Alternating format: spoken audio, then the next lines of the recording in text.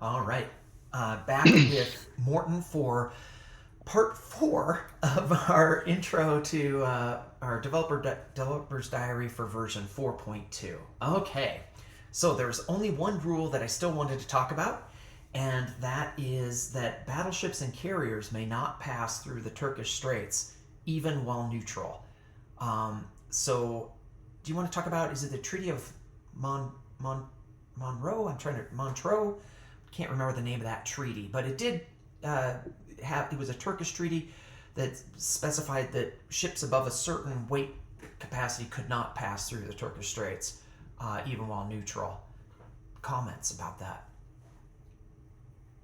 Well, it happened in one of your games where you actually went into the Black Sea, and you can argue that you perhaps pressured the Soviets into declaring war, but an Italian carrier was in the Black Sea or was about to. Right. It was And about to cross. if you look at the history um, about the doctrine and the way that the Italian fleet was present, there was a lot of Italian presence in the Black Sea, but most of the ships actually went through the Donau, uh, Oh, the river Donau. We don't have that ability in the game, so the tweak with the capital ships and the carriers was the solution. So um, I'm a big fan of of not eliminating options for players. So the Italians can still go in, mm-hmm. but they just can't go in with carriers or battleships. Yep. Yep. Sorry, capital ships and carriers. So you can argue that well, it's now it's more historical, correct? Yep. And it's not overly complicated. We already have a special rule for the Turkish Straits, so it's just a tweak of that special rule. Right. Right. Yeah, that's it. So let's kind of do some wrap up questions for you. Um, two years ago, I guess it was, we did the developer's diary for version 4, and at that time you were talking about your design philosophy. I'm wondering, over the past 2 years between versions 4 and 4.2, how has your design philosophy evolved, or how is it different? In a way, it's a lot of the same, uh, but in other ways, it has changed substantially. Um, so we as a design team has become much better in in finding problems early on or finding potential pitfalls. Um, so previously, we would perhaps say, "Wait, let's try it out, let's test it." But now we are actually able to more or less clean up most of the stuff, uh, perhaps even after just one go, something. So in that regard, we've improved a lot in our ability to don't break things. So when you're introducing new stuff, there's always the chance of breaking stuff. That's Mm-hmm. just a fact, right? But we have become much better than in finding these potential problems. Um, and then we're, like I mentioned earlier, we then introduce new things uh, in steps.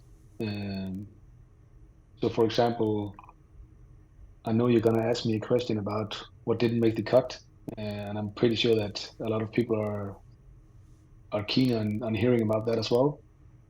And so, some of the things that didn't make the cut was when we had the whole supply paradigm up in the air with all the balls moving. We there was some supply stuff that was taken out again because even though it on paper it looked amazing, the initial play tests. proved really, really promising. Mm. But at the end of the day, we found some problems that made us remove some of the stuff again. Uh, some of the stuff is out for good. So, for example, we tried supply ships as a new unit um, because it was historically they were very important for especially Germany to supply submarines, battle cruisers. So we wanted to test if adding that into the game would be good. But it turned out to be not fun. It simply took away momentum from the game, and whenever you add stuff in, you force players to think about it, and you Mm-hmm. potentially slow the game down. Yes. And it actually we realized this is it is simply not fun to play with this, and we did tweak it out to see if we could make the balance and stuff, and that was actually we had that worked out, but it turned out to be not fun. Mm-hmm. And if something is not fun, it shouldn't be part of the game. Right. So that was one thing that we took out, which will not come back.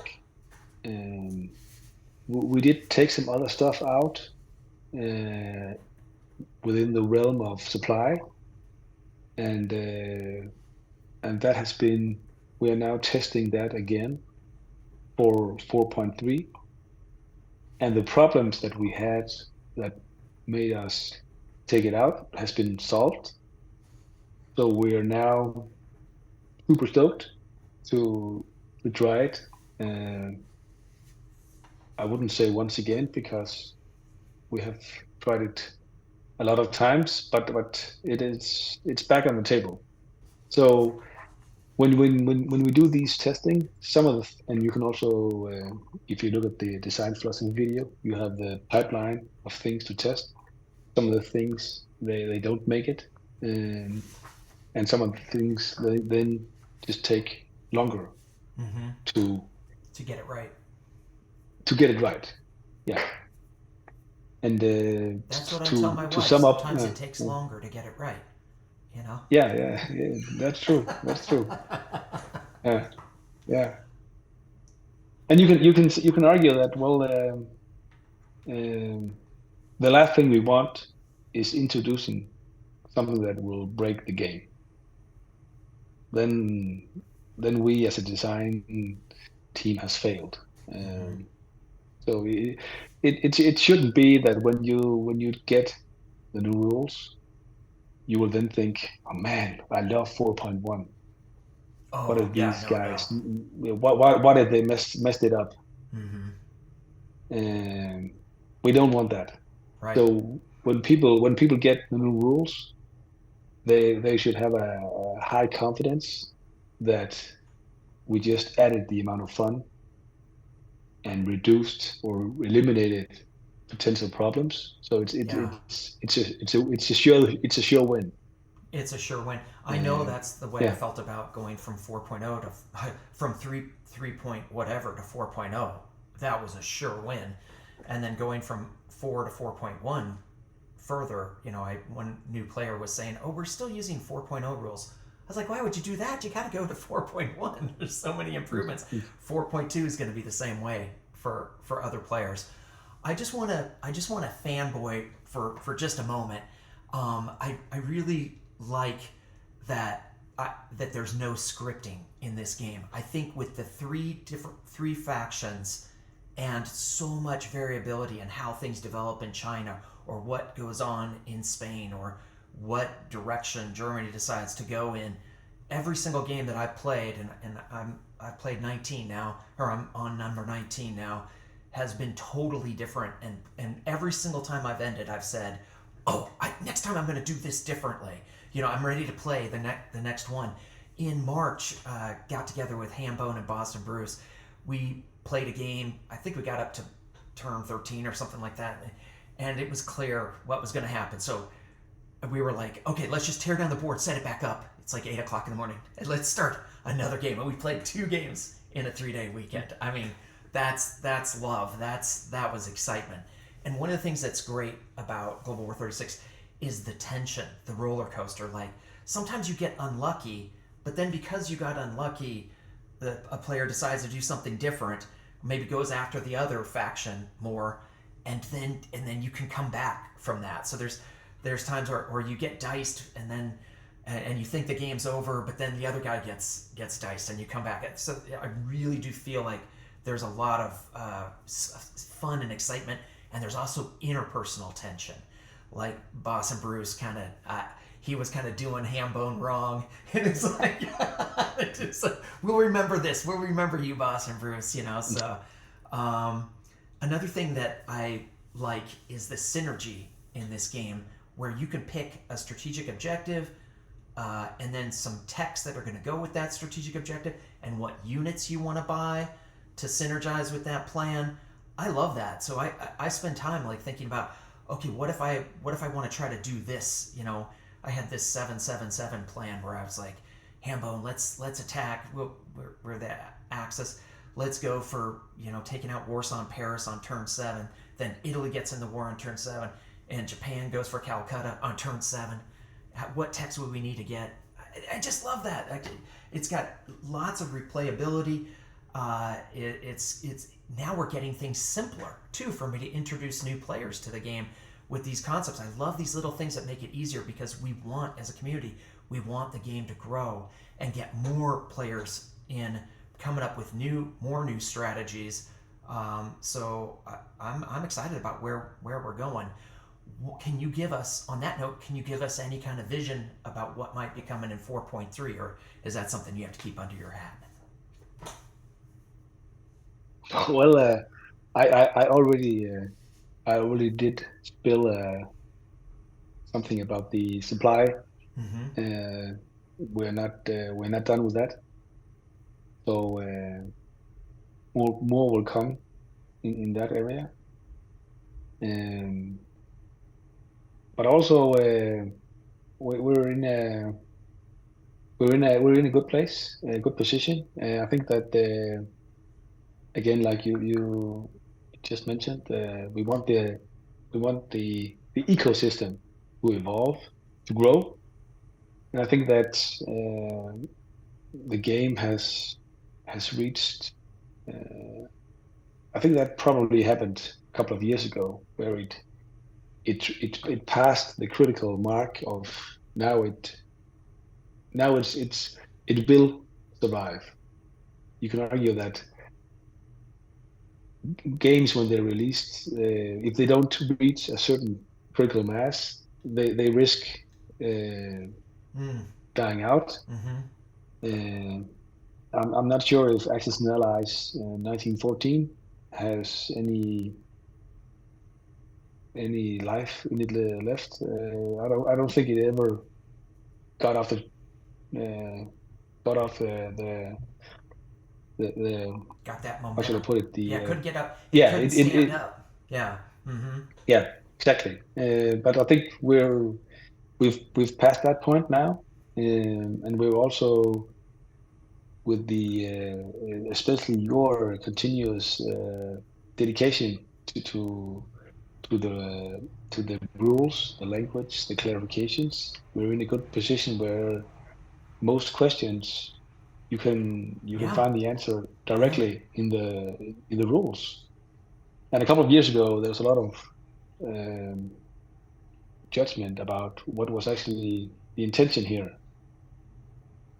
But I don't get that many rules questions. Mm-hmm. So that also tells me that we're in a good position quality-wise. Well, another way that we're in a good position quality-wise is balance. The last 2 games that I've been in, it was one player or one faction was ahead by a point or two, and if another one took away a point, they could tie them for the game. So all three factions were in it. You know, we're getting it really good.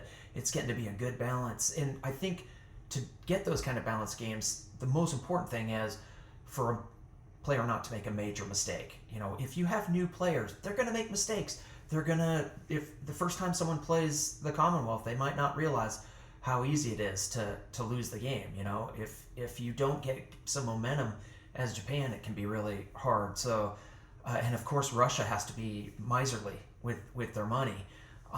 So if you get some experience, then the game's going to get tighter and tighter and tighter. At least that's what I've seen with my group. So, um, Yeah, and that's what we want. I mean, we want the game to be